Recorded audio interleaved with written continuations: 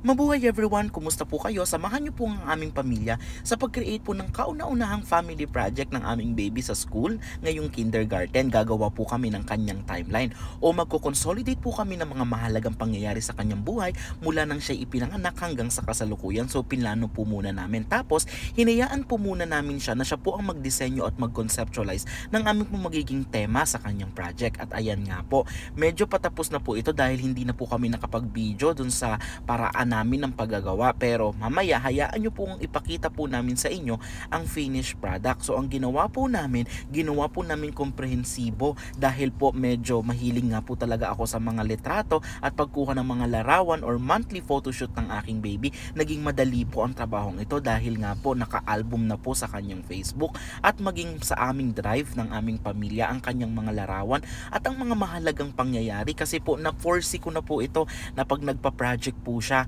magagamit po muna namin yan. So siya po ang nag-conceptualize po niyan kung nakita nyo po kanina, tapos ako na lang po ang nag-materialize. Tapos pagbukas po, narito po ang kanyang mga mahalagang yugto sa kanyang buhay mula po 2019 hanggang 2024. So makikita nyo po yung flow ng timeline na yan ng mga arrow, at siya po ang nag-request na lagyan daw po namin ng maraming bulaklak at maraming butterflies.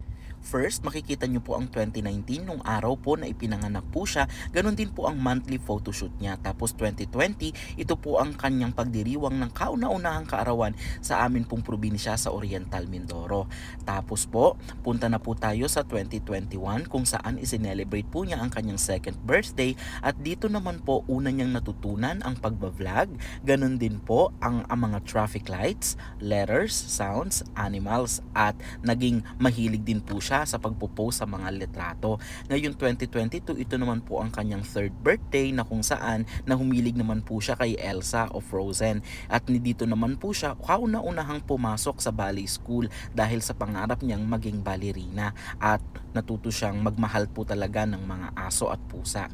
Taong 2023 ang kanya naman pong ika-4 na kaarawan, na kung saan wala po kaming kamalay-malay na ito na po pala ang taon na kung saan magdedesisyon po kami na lumipat po ng Amerika.